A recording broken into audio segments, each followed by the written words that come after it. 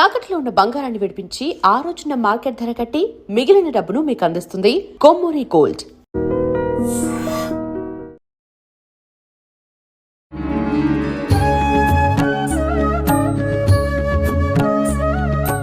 నమస్కారం, welcome to I dream.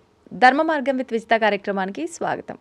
ప్రస్తుతం మనతో పాటు ఉన్నారు ప్రముఖ ఆధ్యాత్మికవేత్త, శ్రీ విద్యా ఉపాసకులు శ్రీ గురు కరుణామయ్య గారు. ఇప్పుడు గురుగారితో మాట్లాడి మరిన్ని విషయాలు తెలుసుకుందాం. ముఖ్యంగా మనకు ఎన్నెన్నో సందేహాలు ఉంటూ ఉంటాయి, వాటి గురించి సవివరంగా తెలుసుకునే ప్రయత్నం చేద్దాం. నమస్కారం గురుగారు. నమస్కారం. గురుగారు, ఇప్పుడు ఎలాగూ సంపద గురించి మాట్లాడుతున్నాం.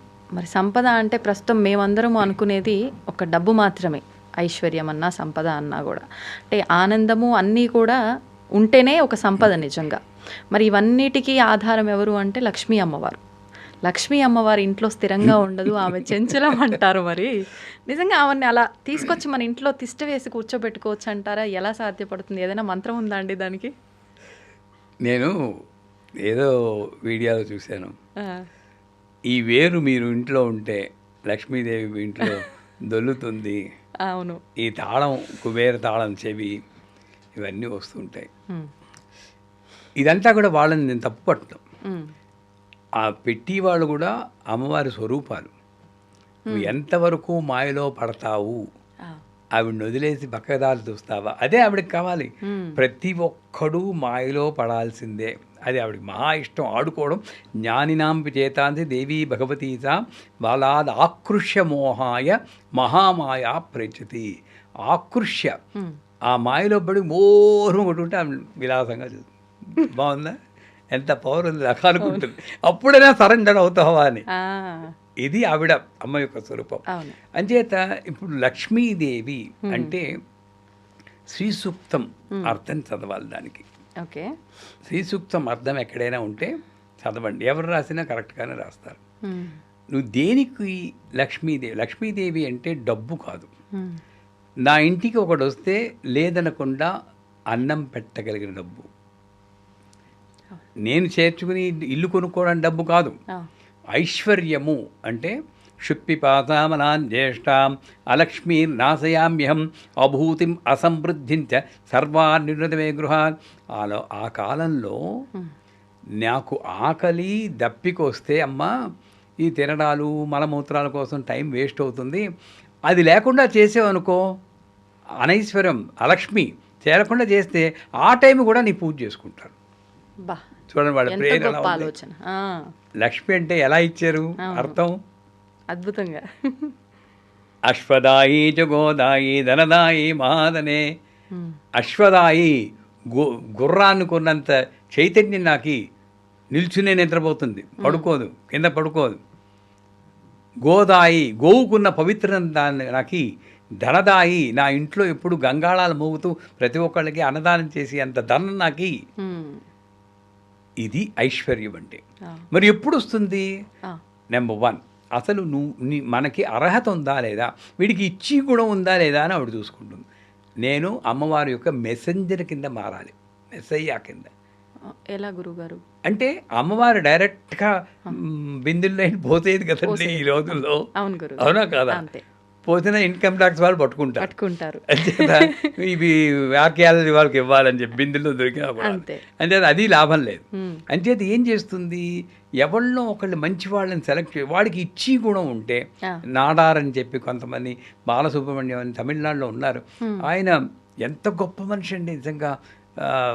ఒక క్లర్క్ కింద దేని కింద వాచ్మెన్ కింద స్లిప్పర్స్ వేసుకుని, అబాయ్ స్లిప్పర్స్ వేసుకుంటే ఆ జీతం అంతా కూడబెట్టి ఆ జీతం అంతా కూడా పేద ప్రజలకి అన్నదానం ఇచ్చేవారు. హోటల్లో సర్వర్ కింద చేసేవారు బతకడం కోసం.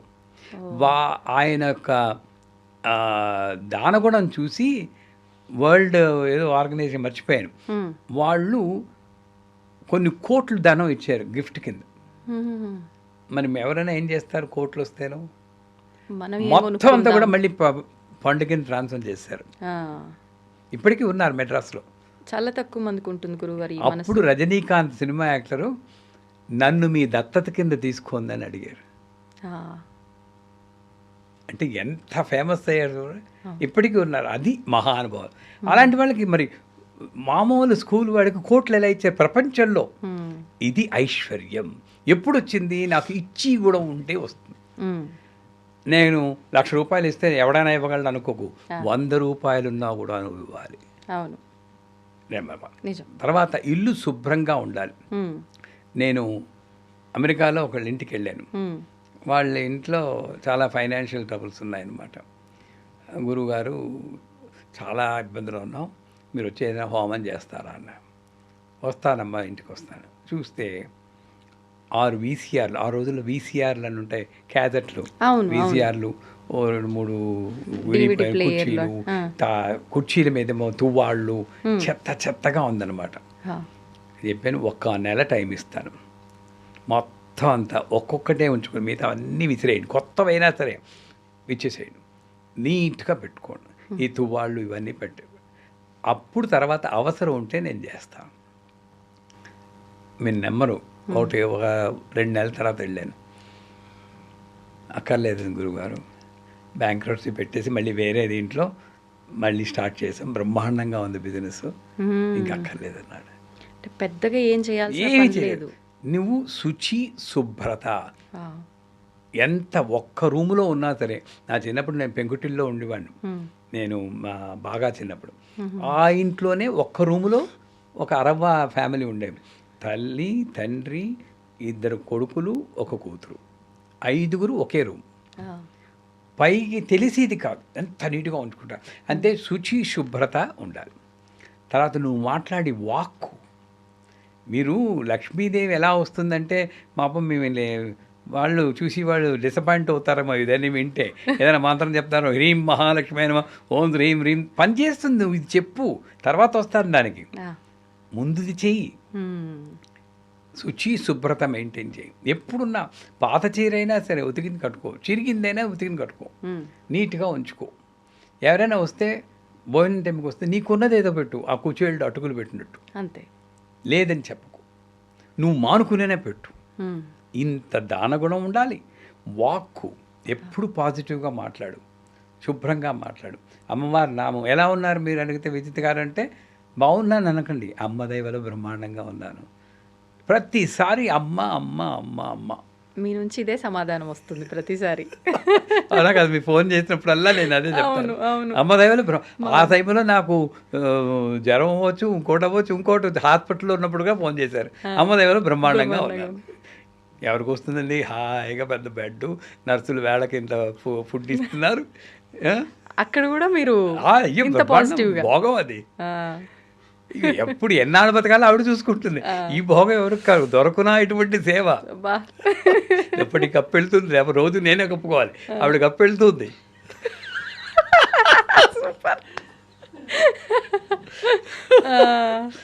సో అంచేత వాక్కు పాజిటివ్గా ఆలోచించి పాజిటివ్గా మాట్లాడుతుంది.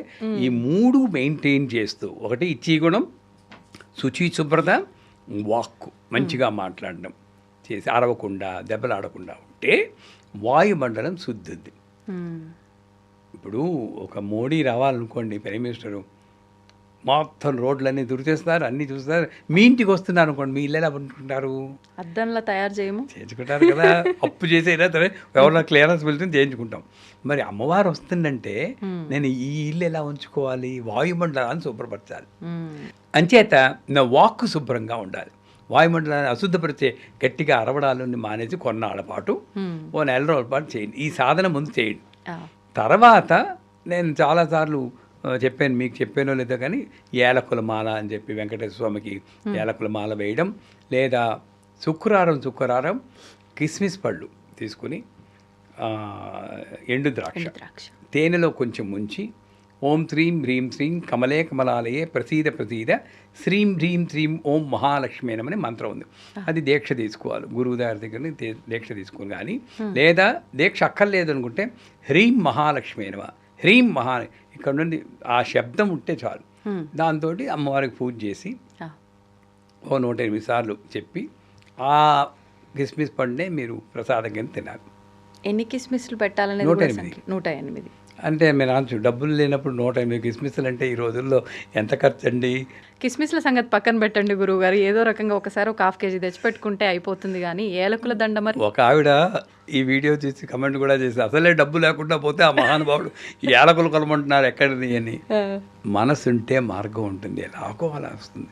ముందు చెయ్యాలి అని ప్రతిదానికి నేను అడ్డంగా ఆలోచిస్తుంటే పెళ్లి చేస్తుంటే ఇన్ని డివోర్స్ కేసులు ఉన్నాయి. ఈ పెళ్లి డివోర్స్ అవుతుందేమో అనుకుని నువ్వు చెయ్యం, పక్కనే అవుతున్నా నువ్వు పక్క చేస్తున్నావు. ఆ కాన్ఫిడెన్స్ నీకు ఉండాలి అంతే. సో ఏలకులు ఏంటి, ప్రతీదీ వస్తాయి. ఏలకులు మాలేంటి 27 ఏలకులు, అంతకి నేను 27 ఏలకులు తీసుకోమన్నాను. ఎవరికైనా లేదంటే మా దీనికి ఒకసారి ఫోన్ చేయమండి, మేము పంపిస్తాం ఏలకులు. సరేనా? 52 వారాలు. ఎవరో ఇప్పుడు నాకైనా కాన్ఫిడెన్స్, నేనేం కోటీశ్వరుని కాదు, మా పీఠం కట్టుకోవడానికే డబ్బులు లేక ఇప్పుడు నానా అవస్థలు పడుతున్నాం. కానీ నా నమ్మకం ఏంటంటే ఇచ్చి కూడా ఉండాలని ఇందాక చెప్పాను కదా, నేను ఇవ్వడానికి రెడీ అయితే డబ్బులు అదే వస్తాయి. అది నా నమ్మకం. మరి ఒకసారి ఇదే అన్నారు ఇంకో ఛానల్లో, నేను ఇస్తానంటే ఇంతమంది యాలకులు అంటే ఎన్ని కిలోలు కొంటావు అని అడిగారు మా వాళ్ళు. అవే వస్తాయి చూడండి, అంత అమ్మదయ్యా. అంతే, నిజంగా ఇవ్వాల్సి వస్తే అమ్మాయి అన్ని చూసుకుంటుంది. నేను ఇచ్చేవాడిని కాదు కదమ్మా. సో 27 యాలకులు తీసుకుని ఓ చిన్న పాత్రలో, ఆ పాత్ర కూడా స్టీల్ పాత్ర కాకుండా ఒక ఇత్తడి కానీ లేదా గ్లాస్ పాత్ర, మట్టి పాత్ర అయినా, దాంట్లో నీళ్లు పోసి కొంచెం పసుపు వేసి ఒక్క 10 సెకండ్లు నాననివ్వాలి. అది ఎక్కువ నానితే మళ్ళీ విరిగిపోతాయి. సో నాన్నిచ్చాక ఒక వెంకన్న బాబు విగ్రహం ఉండాలి, చిన్నది విగ్రహమే ఉండాలి గురుగారు ఖచ్చితంగా. విగ్రహం ఉంటే మీరు వెయ్యాలి కదా, దండ వెయ్యాలి. ఆ విగ్రహం మాత్రం కొనుక్కోవాలి, ఎవరినైనా అడిగి కొంచెం సాయం చేయమని. ఎంతో ఎక్కువ ఉండదు, 500 రూపాయలు ఉంటుంది. అది ఎవరో ఒకళ్ళు ఆ మాత్రం సాయం చేయగలరు. ఆ విగ్రహం తీసుకుని శనివారం ఏదో టైంలో ఈ ఒక ఏలకులు తీసుకోవడం, సూది దారం ఎక్కించి 2 పేటలు వేసి దానికి కూడా కొంచెం పసుపు రాస్తే మంగళకరంగా ఉంటుంది. ఇలా ఎక్కించి ఓం నమో నారాయణాయ, మన తిరుపతిలో వినబడుతుంది చూడండి. నాకు ఇవాళ కొంచెం దగ్గుంది కాబట్టి అంత గట్టిగా చెప్పలేకపోతున్నాను, కానీ అంత మెల్లిగా, తొందర లేదు, నారాయణాయ అనుకుంటూ ఒక్కొక్కటి కూర్చోాలి. అది మాల అవుతుంది. 27 ఏంటంటే 27 నక్షత్రాల్లో ఎన్ని జన్మలెత్తేమో, ఎన్ని కర్మలు చేసామో, కర్మలన్నీ చేర్చి కూర్చుని కర్మమాల, ఆ కర్మలన్నీ అప్పిచ్చేస్తున్నాం. సో ఆ కర్మలన్నీ అప్పిచ్చేస్తున్నాం. ఆ మాల తయారయ్యాక చేత్తో పట్టుకుని 3 శ్లోకాలు ఉన్నాయి, ఇంచుమించు అందరికీ తెలుసు. శ్రీయకాంతాయ కళ్యాణ నిధే దినాం శ్రీ వెంకట నివాసాయ శ్రీనివాసాయ మంగళం. మంగళాశాసన పరమదాచార్య పురోగమై సర్వైశ్చ పూర్వరాచార్యే సత్కృతాయాస్తు మంగళం. తర్వాత 3వది సర్వమంగళ మాంగళ్యే శివే సర్వార్థసాధికే శరణ్యే త్రంబికే దేవి నారాయణ నమోస్తే. ఈ 3 శ్లోకాలు మీరు వీడియో రిలీజ్ చేసాక మీ డిస్క్రిప్షన్లో మేము పెట్టేస్తాం కావలిస్తే. సో ఈ 3వ శ్లోకం చెప్తున్నప్పుడు వెంకన్న బాబు మెడలో వేయాలి. దంపతులు ఇద్దరు అయినా కూడా ఇద్దరు కలిపి చేయొచ్చు, బెటర్ ఈచ్ ఇండివిజువల్ చేస్తే మంచిది. ఎవరి మాల వాళ్ళది, ఎవరి కర్మ వారిది కదమ్మా. చేసి శనివారం చెయ్యాలి. మళ్ళా వచ్చి శనివారం నాడు ఇంకో కొత్త మాల వేసి ఇది ఎలాగ చేసి ఆ పాత మాల తీసేయాలి. ఇదేం చేయాలి గురుగారు పాత మాల? తొందరపడకే సుందరవదన చెప్తున్నాను కదా. ఇదేం చేయాలంటే ఒక డబ్బా తీసుకుని దాంట్లో వేసి కర్పూరం వేయాలి పాడవకుండా.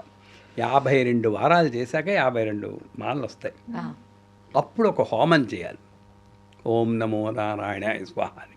ఆ హోమం కూడా ఎలా చేయాలో స్క్రిప్ట్ పంపిస్తాం మీకు, ఎవరు అడిగితే వాళ్ళు. అంతే. ఈ లోపల అమ్మవారు కరుణిస్తుంది, ఆర్థిక సమస్యలు బాగోతాయి. అంటే కోట్లు వచ్చేస్తాయని చెప్పం, ఇబ్బందుల నుండి బయటపడతారు. సో 52 వారాలు ఇలా చేసి ఆ హోమం చేస్తే ఇబ్బందుల నుండి బయటపడతారు. ఇలాగా లక్ష్మీదేవి మన ఇంటికి రావడానికి ముందు ఇంటిని శుభ్రపరచుకుని, వాక్కుని శుభ్రపరచుకుని, ఇచ్చి కూడా మలపరుచుకుని, ఈ ఏలకుల మాల కానీ ఈ కిస్మిస్ పళ్ళ పూజ కానీ చేస్తే 100% డెఫినెట్గా పరిస్థితులు బాగుపడతాయి. గురుగారు బాగుంది. మరి ఈ పరిష్కారం కోసం అందరూ ఇది ఆచరిస్తారు ఖచ్చితంగా. అదైతే ఫిక్స్. అందరికీ కావాల్సింది ఇప్పుడు లక్ష్మీదేవి అనుగ్రహమే. అయితే ఒక చిన్న సందేహం గురుగారు, ఇప్పుడు అమ్మవారికి కిస్మిస్ తేనెలో ముంచి నైవేద్యం అన్నారు కదా, తేనె అంటేనే మధురం, ఇంకా చీమలు ఖచ్చితంగా వస్తాయి. అమ్మవారికి ఇలా భగవంతుడికి నివేద చేసిన నైవేద్యాన్ని చీమలు గనక తీసుకుంటే మళ్ళీ అదేమన్నా మాకు దోషమా అని చాలా మందిలో సందేహం ఉంటుంది. ఒక్కొక్కసారి ఎక్కువగా చీమలు పట్టేస్తూ ఉంటాయి నివేదన చేసిన ఆ పదార్థాలకి. దాని గురించి ఒక వివరణ ఇవ్వండి. అందుకే నైవేద్యం పెట్టగానే మిమ్మల్ని వెంటనే ప్రసాదం తీసుకోమంటారు. ఎప్పుడు కూడా ఎవరైనా ఇప్పుడు మా పీఠానికి తిరుపతి వెళ్ళి వచ్చాను గురువుగారు అంటే ఏదమ్మా ప్రసాదం అని అడుగుతాను, వెంటనే వేసేసుకుంటాం. ప్రసాదం అనేది వెంటనే తినడం. సో ఇప్పుడు ఈ కిస్మిస్ పళ్ళు తీసుకుంటే మొత్తం అన్ని కిస్మిస్ పళ్ళు వెంటనే తినం.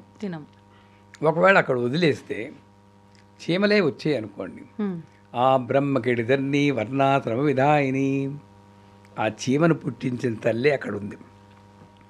నిన్ను పోషించినట్టే చీమల్ని పోషిస్తుంది. చీమల్లో నువ్వెందుకు చూడలేకపోతున్నావు? ఇంత పూర్వకాలం ముగ్గులు కూడా బియ్యపిండితో పెట్టేవారు, ముగ్గుపిండి కాదు.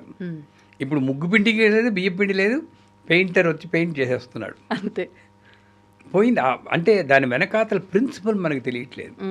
అంచేత చీమలు తిన్నాయే అని బాధపడడం కన్నా కూడా చీమలకు కూడా నేను అన్నం పెడుతున్నానని, నాకున్న కాస్త డబ్బులతో నేను ప్రసాదం తిన్నాను, చీమలకు కూడా ఉన్నాయి, ఆహా ఎంత భాగ్యం ఇచ్చేది. ఒక్క చీమ కనపడిన తర్వాత ఎప్పుడైతే నువ్వు చీమలు తింటున్నాయని తృప్తి పడతావో తర్వాత అవే వెళ్తాయి. ఇవన్నీ ఎక్స్పెరిమెంటల్గా చేసి నేను చెప్తున్నాను. అంతేగాని దాన్ని ఇలా తూర్చేసి అదే కర్మగాలి 10 చీమలు చచ్చాయనుకోండి, ఈ పుణ్యం మాట అటు ఉంటుంది, ఇంకో కర్మ నాకు వస్తుంది. అంచేత ఎప్పుడూ కూడా మనం పూజ చేసేటప్పుడు ఏం జరుగుతున్నా కూడా అమ్మ మనకి ఇచ్చేటటువంటి ఒక టెస్ట్, పరీక్ష మాత్రమే అనుకోవాలి, కానీ ఓడిపోకూడదు. అది చీమే అవ్వాలండి, ఇంకోటి అవ్వాలి. గురుగారు, ఇప్పుడు ఇవి మనం చాలాసార్లు మాట్లాడుకున్నాం విషయాలు కానివ్వండి. పూజా మందిరానికి సంబంధించి చిత్రపటాల వెనకాల బల్లులు తిరుగుతున్నాయి, మరి దానివల్ల మాకేమన్నా దోషమా, అంటే మేము నిష్టగా పూజ ఏమైనా చేయట్లేదా, ఏదైనా లోపం ఉందా, అంటే క్రిమికీటకాలతో సమానమైనదే ఈ బల్లి కూడా. మరి అది వచ్చింది అని అంటే పాజిటివిటీ లేదేమో మేము చేస్తున్న ఈ పూజలో, అందుకే వచ్చిందేమో అని రకరకాల అర్థాలు తీసుకుంటూ ఉంటారు. అదేమైనా ఇబ్బంది అంటారా గురుగారు? ఎందుకు ఆ పాపం బల్లిలా కల్ప్రిట్ అయిందో అంటే, బల్లి పడ్డ దోషం అని చెప్పి పంచాంగాల్లో రాస్తూ ఉంటారు. శిరస్సు మీద పడితే మరణం. నా శిరస్సు మీద 4-5 సార్లు పడింది. అంటే 4-5 సార్లు చచ్చిపోయినట్ట నేను. యాక్చువల్గా మా గురువుగారిని అడిగితే, మరణం మనకు కాదురా, దానికి తోసేస్తావు కదా, కింద చచ్చిపోతుంది. పాపం అంత ఎత్తు నుంచి పడిపోద్ది నిజంగా, ఇలా తోసేస్తావు చంపేస్తావు, ఏమీ లేదు అంటారు. సో ఈ బల్లి అన్నది కాకపోతే ఒక ఎనర్జీని ఎక్కువ ట్రాన్స్ఫర్ చేయగల శక్తి కొన్ని జంతువుల్లోనూ కీటకాల్లోనూ ఉన్నాయి బల్లి. అందుకే వెండి బల్లి, బంగారు బల్లి అని మీరు కాంచీపురం వెళ్ళినప్పుడు చూసి ఉంటారు. అవును గురుగారు. సో బల్లికి ఆ ఎనర్జీ ట్రాన్స్ఫర్ శక్తి ఉంది.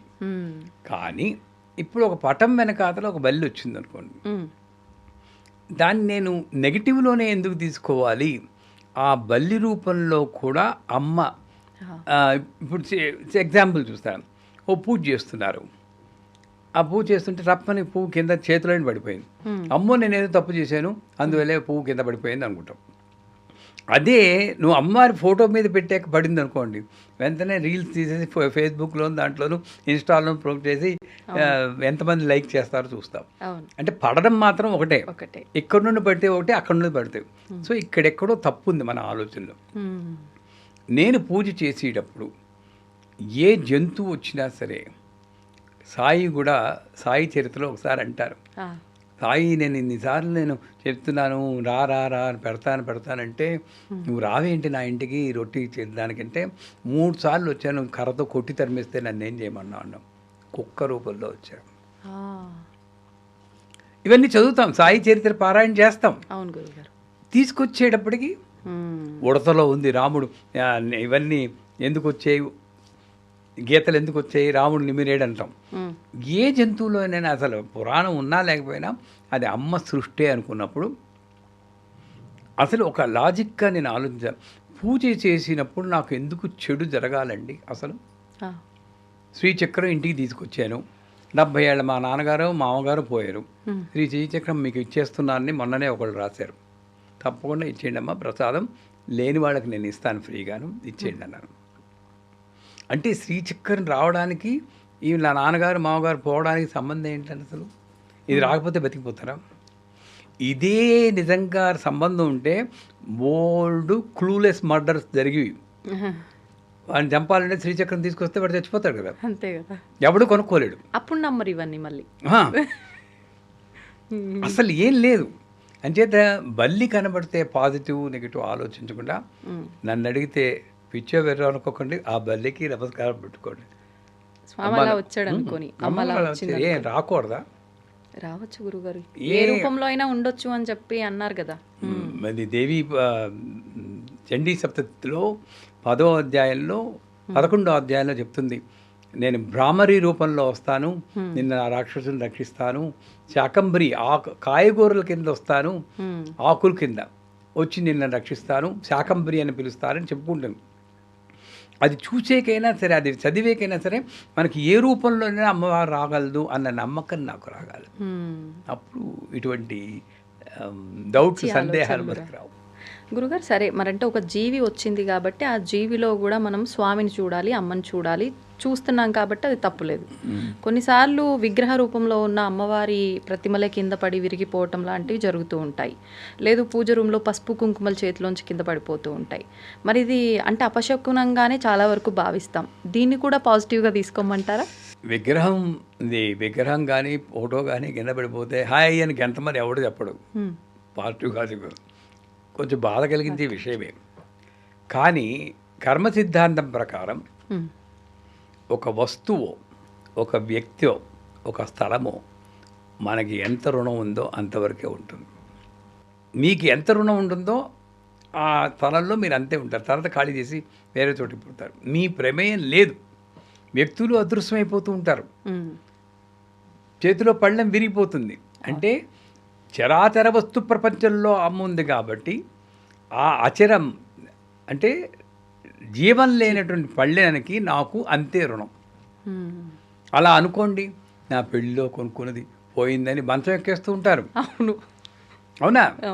అంచేత విగ్రహాలు కానీ ఇవి కానీ విరగడం అనేది సహజం. ఒకవేళ అలక్ష్యంతో జరిగిందనుకోండి, ఒక పట్టుకోవడంలో కింద పడి, అలక్ష్యము లక్ష్యము రెండు ఆవిడే వేస్తుంది అనేది సత్యం. సవ్య మార్గస్థ, సవ్యంగా పట్టుకున్నది నీ గొప్ప కాదు, ఆవిడ పట్టుకొని ఇచ్చింది కాబట్టి. అపసవ్యంగా వదిలేసింది నీ తప్పు కాదు, ఆవిడ వదిలేసింది. కానీ నెక్స్ట్ టైం జాగ్రత్తగా ఉండు, అది మనసులో ఉంచుకో. ఇప్పుడు ఈ విరిగిపోయిన విగ్రహాలు కానీ ఫోటోలు కానీ ఏం చేయాలి? దాన్ని ఏం చేయాలంటే 2 రకాలు ఉన్నాయి. నీకు ధైర్యం ఉంటే ఈ ఫోటో విరిగిపోతే ఫ్రేమే కదా విరిగిపోయింది, అదే గ్లాసు, మళ్ళీ ఇంకో ఫ్రేమ్ పెట్టేసుకోవచ్చు, దాంట్లో ఏంటి.